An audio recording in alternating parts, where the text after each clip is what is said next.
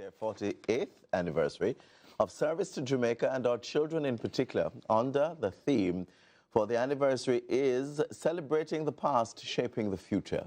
Let's welcome Douglas Folks, Distinguished Lieutenant Governor, and Dwayne Cargill, President, to share more. Good morning, gentlemen, and welcome to Sunrise.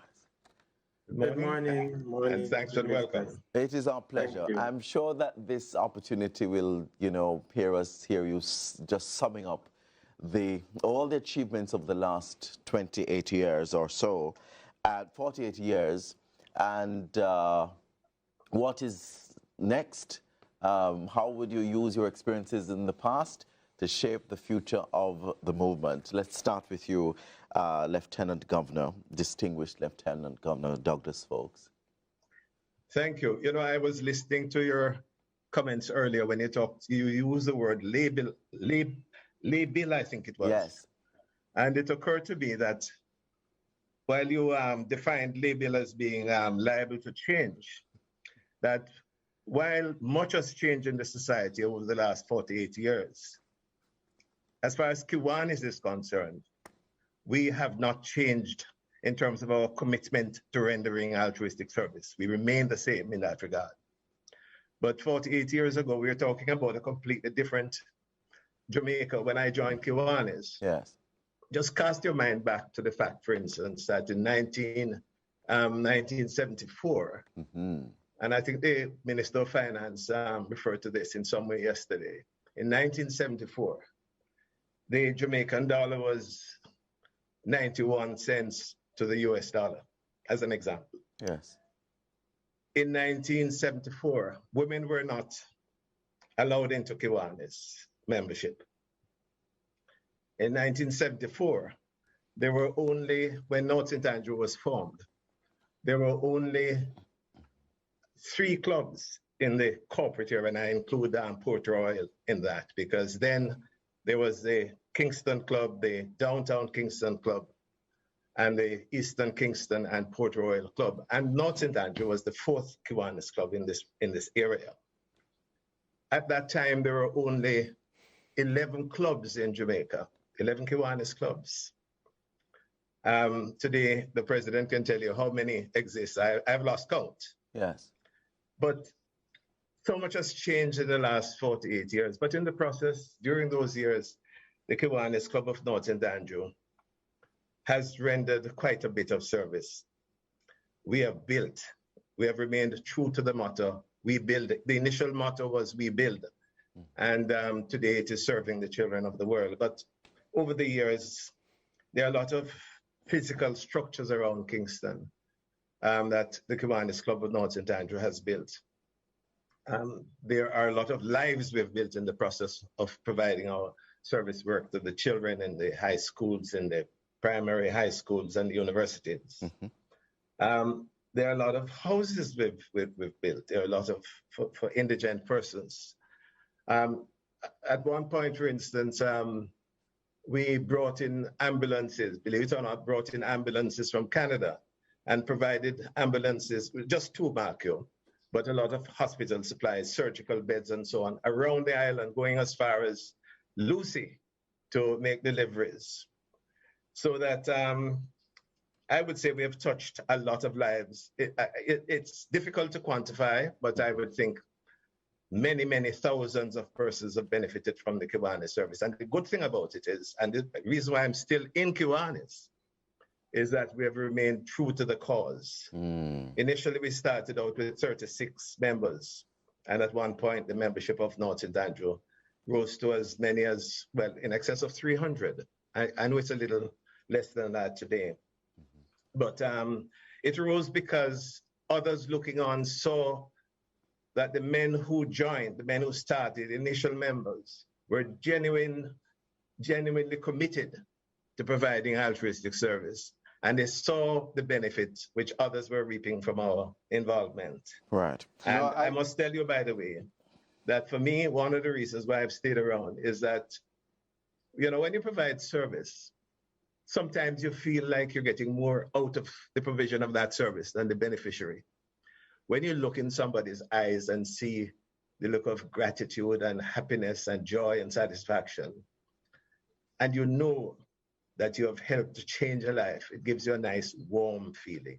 So I've remained, especially also because the current members and the membership over the years have remained committed to that. Yes. You know, in that vein, Mr. President, Dwayne Cargill, listen, you have taken on a heavy task to the point that it's unforgettable.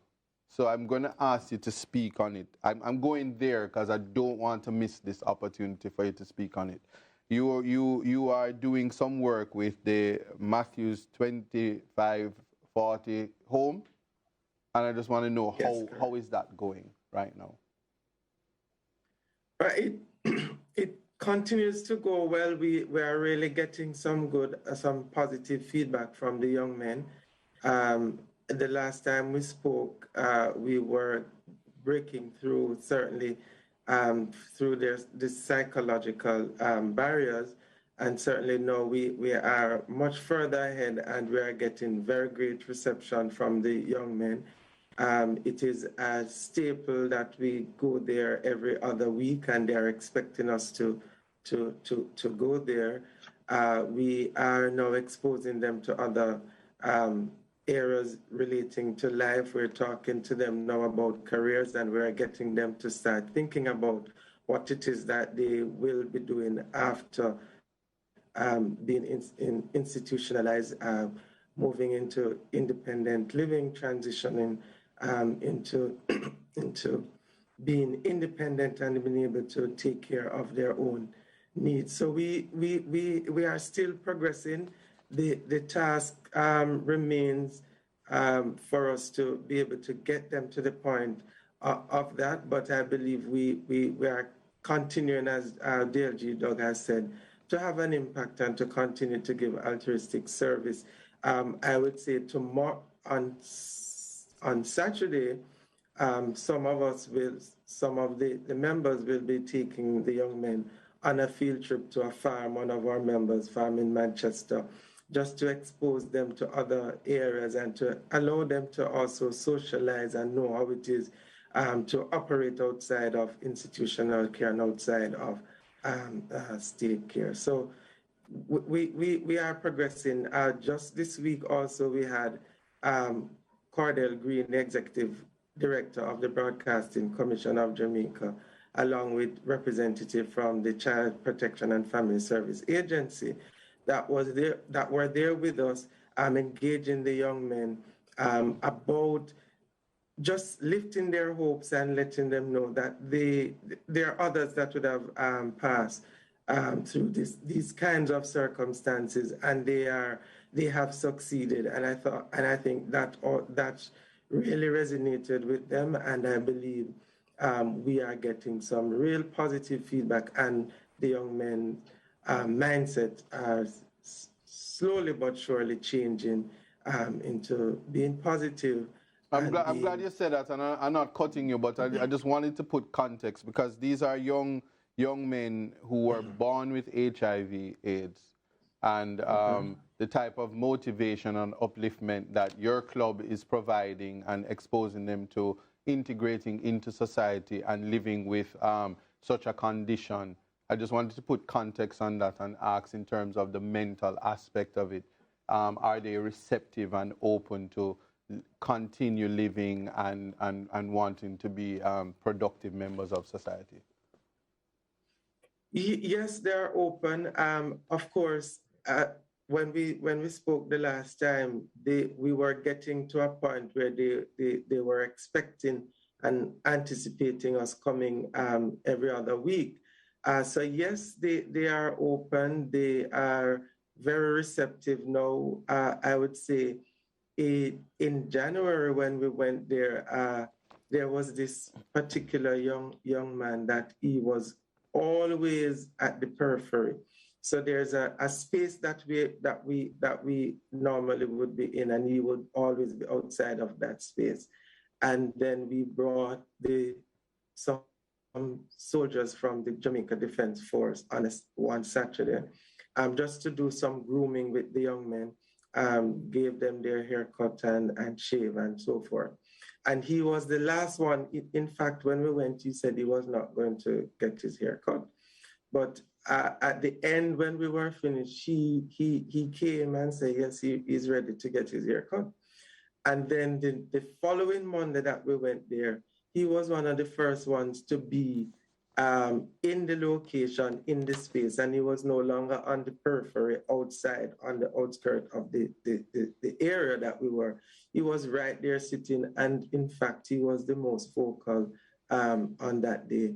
I think he, for me, was the most challenging, in terms of how he responded, and to see that change, it was most gratifying, and so at that point again, we felt that yes, we are really getting somewhere with the young men. So I would say the impact is really positive at this point. Mr. President, I'm really happy that you've said that, because when we think about HIV and AIDS and the stigma attached to HIV and AIDS in this country and all over the world, this is phenomenal that the Kiwanis Club has actually taken on the task of refurbishing the residential facilities so that people can live in dignity. Now, earlier we heard the distinguished Lieutenant Governor boasting about what has happened since 1974. Now, that's a huge platform to continue the services of the club. What's the overall impact that you'd like to see on these children, especially in mustard seed communities who are faced with this kind of situation? Because we're still not yet out of the woods in terms of discrimination. Absolutely not. We're not. And for us, it is an issue. And on December 1, we also recognize World AIDS Day, and we were with them and engaging them. In fact, what we did, we had an individual who is living with HIV for close to 3 decades that we brought to the home to just speak to the young men about the issues of living with the virus, and really how you can continue to live as a normal human being with the virus once you take your medication and you abide by the right. prescriptions that are provided by the medical doctor. So that is important. There are just two things, Mr. President and Lieutenant, just in real quick. Thursday, March 24th is your anniversary, the meeting for your anniversary. Can you tell us what type of participation you are expecting with that, just real quick, and how can persons join in the celebrations? Okay, our anniversary meeting is at 6:30 p.m. tomorrow. It will be a virtual event on Zoom and also on YouTube, on Kiwanis Club of North St. Andrew YouTube page. It's a grand celebration. We will be reminiscing on our 48 years of existence, but we'll also be celebrating and looking at the activities, our 32-month day of activities starting from February 24, which was actually our organization day. And so we have done a number of activities since then just to commemorate the month.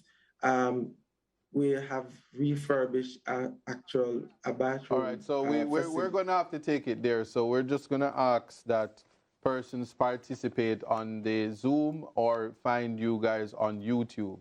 And we want to thank you so much, Lieutenant and Mr. President, for sharing the work for the 48 years of the Kiwanis Club. And we'll be more than happy to have you back on another occasion. Thanks for joining Sunrise.